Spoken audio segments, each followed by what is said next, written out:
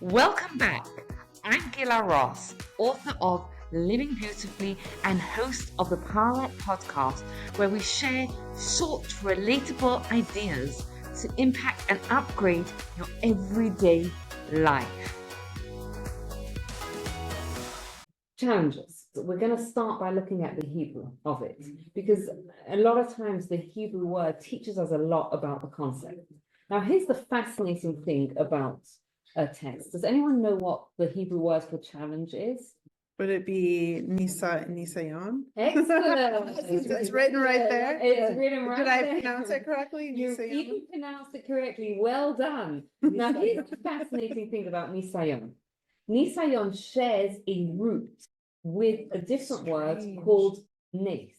Does anyone know what nes means? Miracle. Miracle. And banner. The concept in biblical Hebrew is whenever you have one word that has more than one meaning, there's a connection between the different words. So what's the connection between a challenge and a miracle? I want to ask the question this way.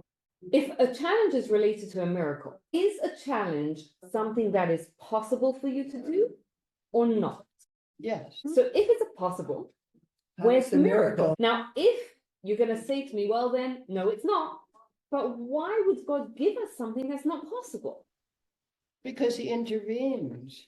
But why would God give us something that's impossible to overcome, to intervene and help us through it? Like it's what's the purpose? So we of it? can appreciate The God, experience. and that to appreciate his presence in our life, and that he wants us to have a relationship with him. So he's asking us to appeal to him to help us get through the challenge, that it's not. Because then the miracle is like based on the relationship between God and you. Okay, interesting. Hold on to that thought. Nace also means a ban. The classic answer to why does God give us a miracle is because what a challenge does is it takes something that is in our potential. We have the challenge, we overcome it, and it now becomes actualized. And just like a banner shows something to the rest of the world, when we get through a test, we show what was in our potential is actualized, and Right. everyone and God can see it. People in our lives in it can see it. I'll give you an example. Let's just say you are running in a field, and you try to jump over a fence, and the person's running in the field tries to jump over the fence is too high, turns around and sees that there's a bull chasing him, runs and jumps over the fence. Now, this time he manages to get over the fence. What happened? What's the difference? Because he had such a huge fear that it gave him adrenaline. That's like the stories you hear about a child is under a car and the father lifts it off. That Yeah. actually happened to me. Oh my To goodness. you. What? Well, we had a nanny that lived with us, and she was backing up her car, Oh and my Michael gosh. was about 2 years old, and she went over him, over the curb, and he was under the car. Oh my I gosh. actually lifted the car. It's that adrenaline, and the analogy is the test, the challenge in our life is that burst of adrenaline that pushes us to accomplish things that we wouldn't have accomplished otherwise. It wasn't impossible. It just wasn't possible yet. So you're raising a good point. I think it's something that we can resonate with, right? Because we can all, I think of times in our lives where we didn't think we could get through, and then we got through, right? But where's the miracle? Is that a miracle or not? Go back to the person in the field. Is it a miracle when the bull is chasing him that he manages to jump over the field? You can ask it differently. When I gave this analogy, was anyone in the room or on Zoom like, no, that's not possible that he jumped higher when there was a bull? No, we explained it. That's adrenaline. When we talk about a miracle is something like, wow, like it's inexplicable, right? So where is the miracle? Now, here's the thing. Let's go back to the guy in the field. He's still there. The bull is chasing him. He jumps over. Is there a limit that Is there what? a limit? If it's 10 feet tall, he can jump over it. If it's 100 feet tall, he's not going to be able to Right. jump over it. Basically, what we have so far is that a challenge in life is kind of like spiritual adrenaline. It helps us actualize our potential. But if we are going to use that analogy fully, then the analogy would say, yes, it helps us actualize our potential, but there are limits. There are some things that are within our potential and some things that are outside of my potential. I can't do it. Helps me go further, but there's a limit, because this is where it's different. In order to explain it, let me tell you a story. King David turned around to God and said, Hashem, why do we say God of Abraham, Isaac, and Jacob, and not God of David? Now, we have to understand something about King David, is King David was extremely humble. The name itself is Dal, which means poverty, Vav, which means connection to God, and Dal, which means poverty. In essence, he was a humble person. He was connected to God. If you read through the Tehillim, the Psalms that he wrote, you'll see that relationship to God is there. He had nothing of his own. It was all about his connecting to the source, connecting to the God. So when he's asking God, why do you not say God of David? There's a deeper question here. He's not saying I should be up there on that hall of fame as well. He's saying, where did I fall short? Right? Abraham, Isaac, and Yitzchak and Yaakov, they must have done something to merit having your name attached to it. Right? And I want that too. Right. So it's kind of like someone who goes to their boss and kind of says, this person's been promoted, this person's being promoted, this person's being promoted. How can I earn that? Yeah, what do I need to do to be promoted? Hashem says, they were tested by me and they passed, and you were not tested. So what does King David say? He says, give me a test. What happens next? He's tested and he fails. Oh, yeah. What's going on behind the story? There's a couple of things we have to understand. The name of God is sort of the essence of God, revealing God's presence in the world. So there's something about going through a test that brings God's presence into this world. There's something specific about a test that brings God's presence into the world. Evelinda, yeah. And the second thing that I wanted to ask is, what happens here? King David asked for a test, and then he failed. Why? Why didn't he pass the test? Okay, so let's keep those questions in mind. And I want to ask you a question. Has anyone here ever had this experience when something's happening in your life, whatever it is, and you feel like, I can't? Sorry, Yeah, of course. I can't do it. I think Yeah. we've all had that. I think that's a universal experience. So here's the thing. You do it. That feeling is based in truth. Because what a test actually does for us is it doesn't just actualize our potential, but it takes what wasn't possible and now it becomes possible. So that feeling that a person has, which is, I can't do this, right? God, this is too hard for me, or I can't do this. It's accurate. It's accurate. And then what do we have to do is we can't do it on our own, but God can. And the point of the test is we have to do two things. We have to recognize that this is something that God is doing. We have to attach ourselves to God, and we have to ask God for his help, and we have to try. And then what happens is a person gets through the test and they become someone that they weren't before.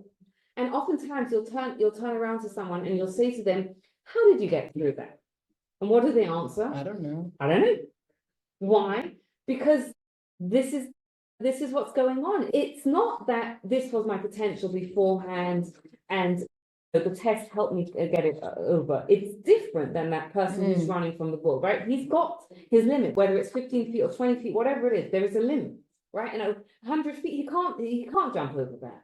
But with what's in a spiritual sense, it's not that this is how much my potential is, and the test will actualize my potential. It's maybe this was my potential, but the test takes me from a place where I wasn't able to do it. And because I attached myself to God, and because I tried anyway, because I had faith and because I tried, it now becomes something that's possible. It now becomes something that I'm able to do. And that's why we have those feelings of like, I can't. And also the feeling of like, I don't know how I got through that. Here's the part where a test reveals God's presence in the world. Because when a person goes through a challenge and they're able to get through it, whether we recognize that it's God or not, we all recognize that there's something high about a human being. I just finished reading the book Hostage by Elisha Rabi. You read a book like that, or you hear the stories of the hostages, and you're like, huh, right?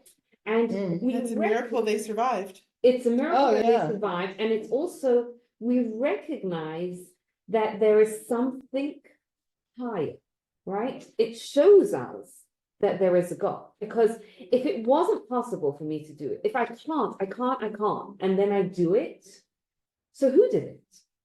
There's someone higher than me that helped me do it. Do we have a choice to recognize that God, that there's a higher power or not? We do have a choice. There's always going to be a choice of whether we recognize it or not. But there's Rav Shimon ben Shasaf, who was one of the rabbis in the Talmud, says that there's no part of the natural world that goes beyond itself. A plant doesn't get up and offer you a cup of water. An animal doesn't go past its nature. Every part of the world, it doesn't go past its nature except human beings. We can overcome our nature. Something it's in my nature to get angry, and I can train myself, I can teach myself to be calm. Again, that shows us that there's something higher. Again, is it a choice to see that or not? Yes, absolutely. Right? There's always going to be a choice, and there's always going to be the people that will say no. The fact that it shows us that there's something deeper. For example, there's a famous story in the Talmud that there was a rabbi who bought a donkey, and he realized that the donkey was worth a lot more than what he paid for it. So he went back to the person he bought it from, and he said to him, you undercharged me, here's the extra money. And the person was so in awe of it. Listen to what he said. He said, blessed is the God of this rabbi.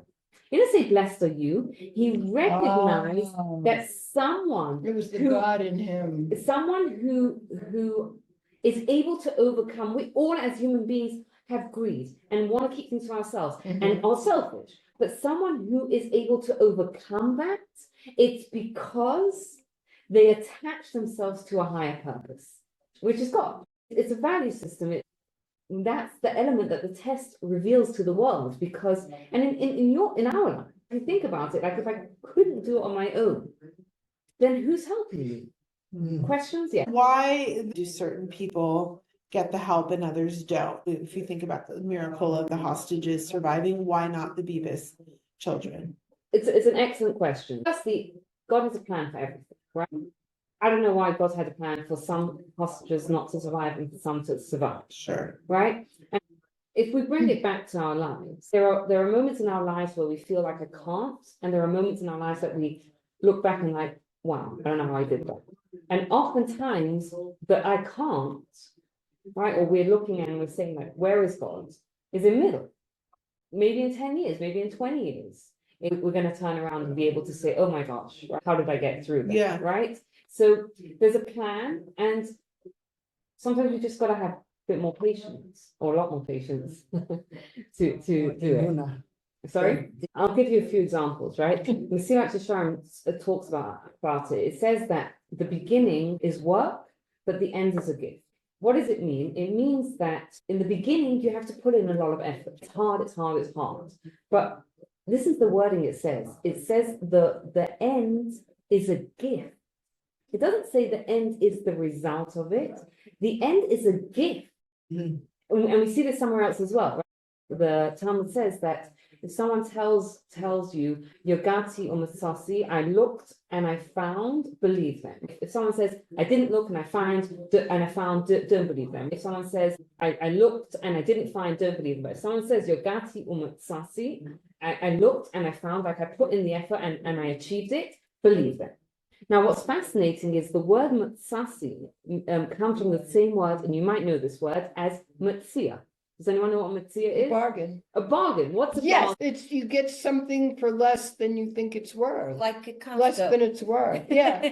It's an unexpected find. Yeah. A bargain is you go into Costco and there are these pants that should be $50 and you find it for $20. It's an unexpected find. And this is kind of what it's teaching us, is that one is the challenge and one is the effort that I put in.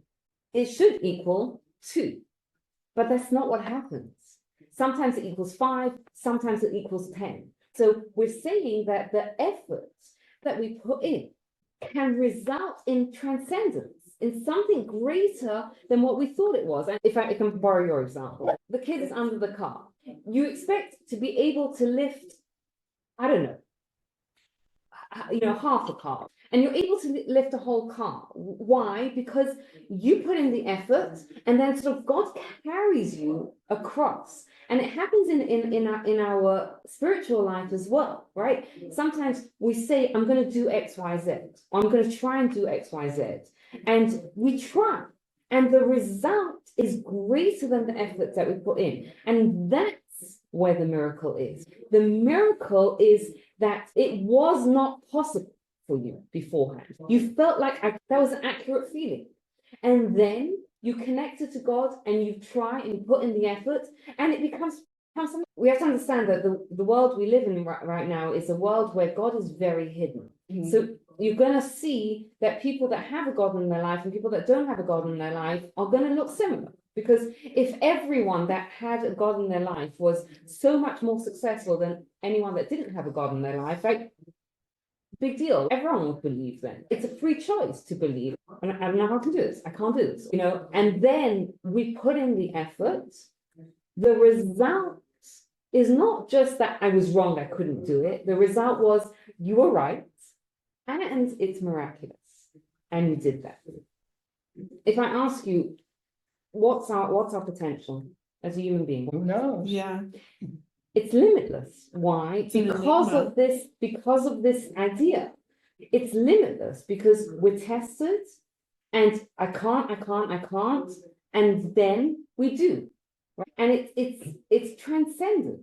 It's more than it's more than the effort that we put in. It's transcendence, that thing. When it comes down to it, when we're faced with something, the question shouldn't be, is this possible?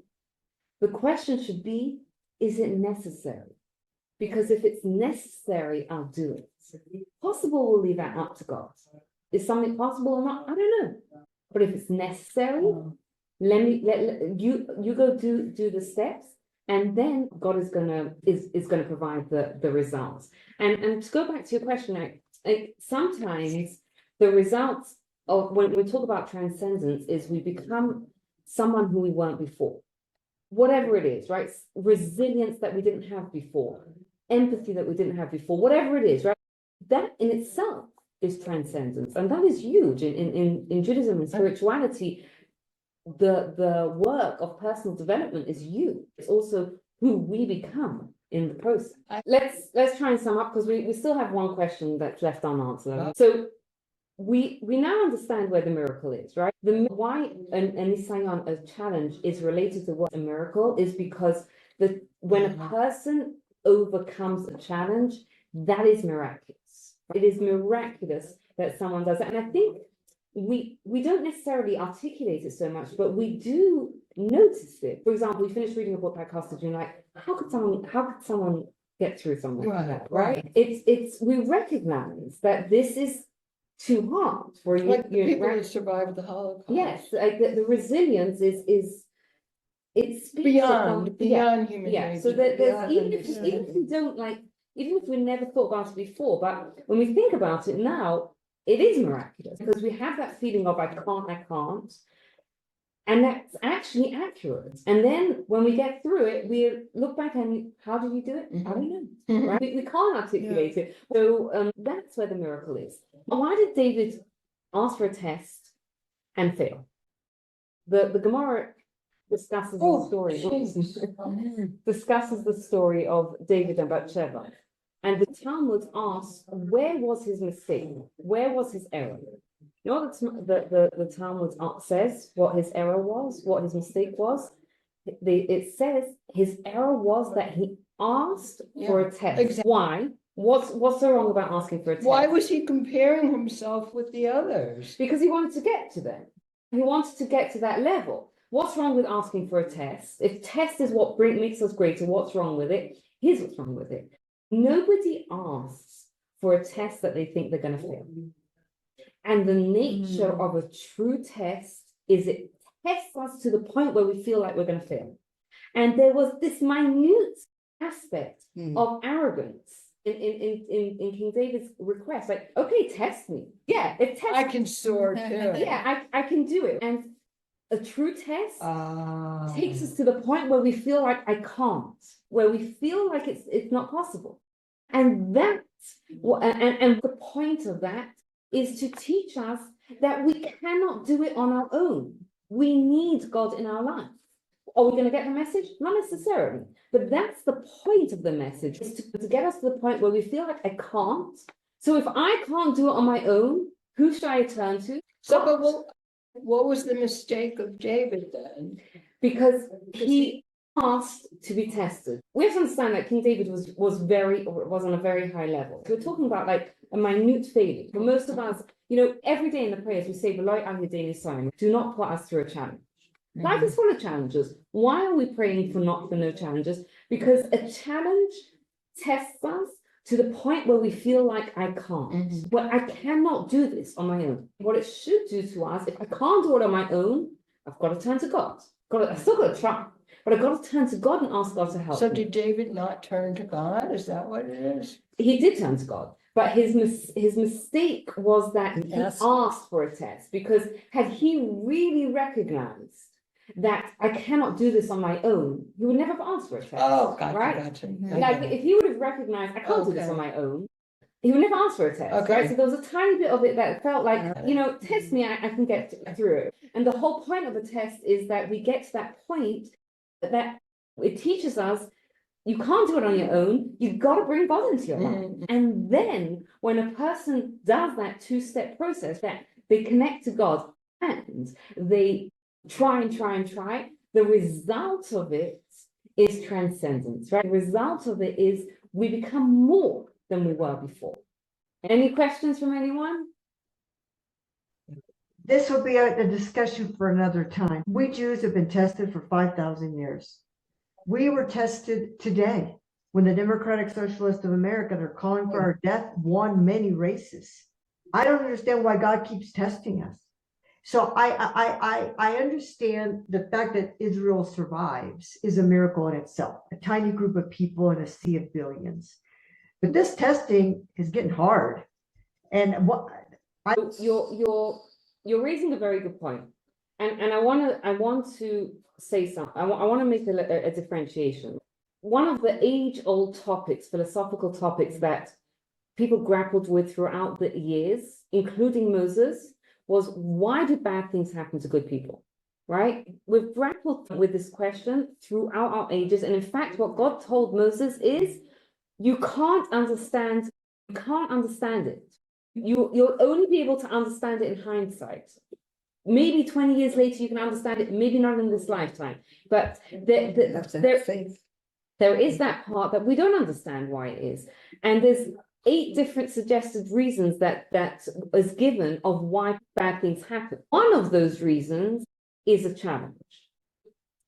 Does it mean, do we know why Mamdani had to win the elections? That of this is not answering why do difficult things happen in life, but it's answering what do I do when I feel like I'm tested beyond my point of what do I do when I feel like I can't? And we have to understand that is an opening for us to attach ourselves to God, to pray to God, and to put in the effort. And sometimes what happens is transcendental, it's transformative, it's much more than what we would have done. The question that you're raising of why difficult things happen is a great topic, and we should do it at some point. But this is more of a question of what do I do when I feel challenged in my life? Thank you so much. Thank you, everyone. That was great. Classes are always inspiring. Thank you so much for taking the time to listen. I'd love to hear your feedback, and if you enjoyed this episode, you'll love my book, Living Beautifully: How to Bring Meaning, Joy, and Love into Your Life, based on the timeless wisdom of Gila Ross. And please take a moment to rate, review, and subscribe to the podcast so you don't miss out. Have a wonderful day.